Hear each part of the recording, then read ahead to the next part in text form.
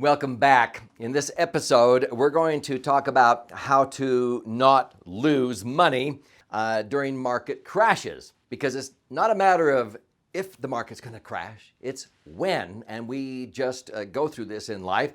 You're going to see how I protect myself when the market goes down. I almost cheer. I don't really like the market to crash, but it doesn't affect me. It's like many of our clients who learn what you're going to learn in this episode are like, go, because they're not losing. And they begin to make money the instant the market turns around, where most people are taking 2, 3, 4 years just to make back what they lost. And they just say, well, that's the way it is. No, it doesn't have to be that way. So get ready. I'm going to blow you away with 5 ways to not just survive, but thrive during a market crash.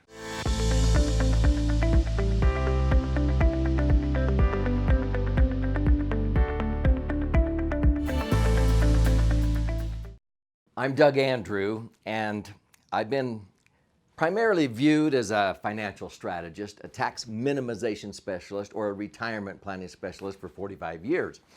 And a lot of people would come to me in frustration because a lot of their hard-earned savings, where they put money into tax-deferred IRAs and 401ks, were usually invested in the market. And they were told by their advisor, and frankly, when I got my Series 1 securities license, clear back in 1974 and 75 when I started, in about 7 or 8 years, I ended up with over 3,000 clients in 13 Western states. And we were trying to do a good job of making sure that they got an average rate of return. Back then, we were trying for 12%. Now, there are advisors out there like Dave Ramsey and so forth that say, hang in there, you'll earn 12% again. Well, some years you might earn 12 or even more than that, but you lose money, and so the average is not really 12%. Many years you might earn 12, 15, or 20, but then if you lose 40% from 2001 to 2003, for example, it takes 4 or 5 years to make back what you lost. And that happened again after 2008. It happens about every 7 to 10 years. We have a major downturn in the market. So I want you to understand ways to not worry about that, because people, they just, and they get so frustrated when the market starts to go down. Their advisor goes, hang in there, because that's what we were taught to say to our clients. The market always comes back. Hang in there. Well, we have found that emotionally, when the market drops 30, 35, 40%, people just go crazy. And they go, enough already, and then they sell. In the worst time, they sell when the market's low. And then when the market turns around, they're not sure. They don't have confidence anymore, and their money's sitting over in a bank earning 1% or less. And they wait until the market has come back, and then they missed a lot of that gain, and they are selling low and buying high. That's why the average return is only about 3.49%. If you did buy and hold over a 20-year period, Dalbar, who studies investor behavior, says you should earn about 9.14% if you just hang in there. But people don't do that. They buy and sell out of emotion at the wrong times, and so they're only averaging about 3.5%. Warren Buffett had 2 rules for investing. Don't lose money is rule number 1. Rule number 2 is don't forget rule number 1. Will Rogers once said, people get more concerned about the return of their money when things are bad or there's a crash instead of the return on their money.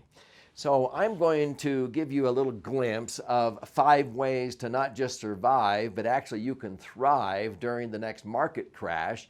I'm not a doomsdayer, but I am a realist. And I know it's just going to happen. The stock market is like a person with a yo-yo, hopefully walking up some stairs. But there are periods like the year 2000 to 2012, that person with a yo-yo was like walking across a flat surface. The Dow Jones, the S&P 500 was exactly where it was 12 years earlier, and that's why it's called the lost decade, or really a lost 12-year period, where if people started out with $1 million in the year 2000 without adding a dime, many of them saw that million go down and back up and down and back up. It was still worth just $1 million at the end of 12 years.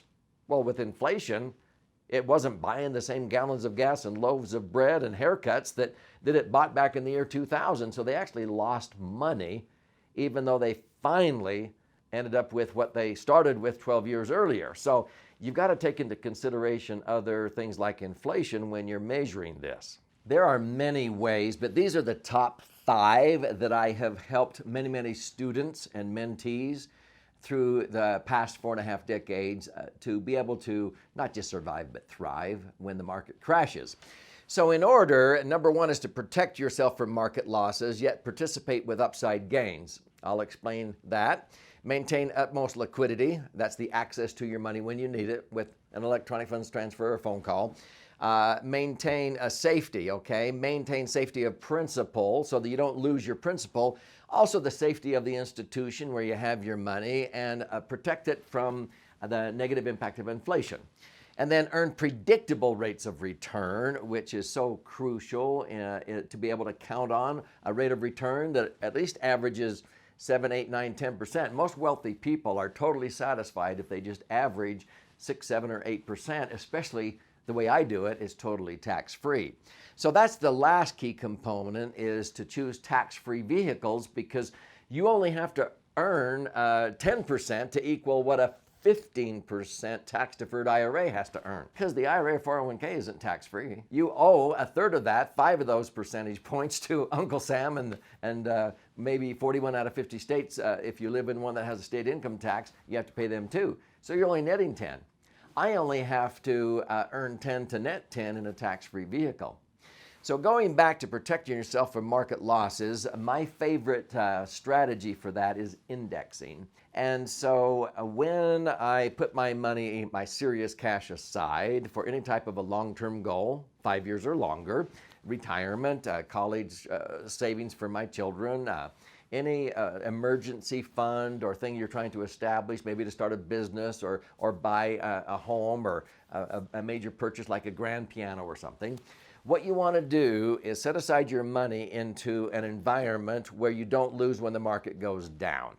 And so that is where I use the strategy of indexing. There are other episodes that go into detail that I want you to watch to understand what indexing is. But in a nutshell, when the market goes down, I don't lose. I may not make very much, but I don't lose when the market goes down. The minute the market turns around and comes back, I start making money again.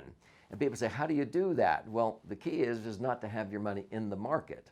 Your money, or the return on your money, is linked to the market, to some measuring device. It's called an index. There are several indices, the S&P 500, the top 500 companies in America, the Dow Jones, the Russell 2000, the top 2000. I like the Barclays US Dynamic Balance Index. So there's several of these, and that's why there's several educational episodes that talk about how this works. But the essence is this: when the market goes down, I don't lose money because my money's not in the market. But when the market goes up, if the S&P went up 10%, I get 10%. If it goes up 15%, I get 15%. If it goes up 20, I may not get 20 sometimes if they have to cap it. The reason why there's a cap on what they'll pay me is because there's a floor. If the market dives 40% like 2008, I didn't lose anything, okay? I didn't make anything that year, but I didn't lose. The first 90 days of 2009, many people following the strategy of indexing locked in gains of 16% after not losing a penny. They just picked up where they left off. In 2017, many people following the indexing strategies that we use, they locked in gains of 16%, some of them up to 25%. The next year, the market was flat. Sometimes, depending upon the date you were measuring, people lost. Well, our clients who followed indexing, our students, they didn't lose the 25% they made the year before. So that's what I mean by safety of principal. Every year that you make money, you want that to become newly protected principal. You don't want to ever lose in the future any money you made previously. And most advisors, when I say that, go, huh? How do you do that?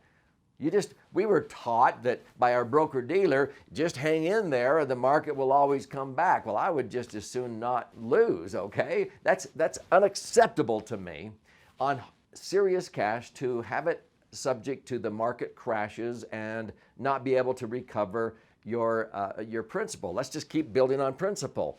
So some years I may not make anything, but I'm just constantly moving upward instead of going down and up, down and up. And it's like a ratchet wrench, okay? When I ratchet up, it's like tightening that bolt with a ratchet wrench, and then during a down year, I don't lose. I'm just resetting. It's just like click, click, click, click, click. I don't want to unwind the progress I made with my money. Does that make sense? So let me share with you a summary of how to protect yourself when the market loses and maintain liquidity, safety, earn predictable rates of return, and have them be tax-free.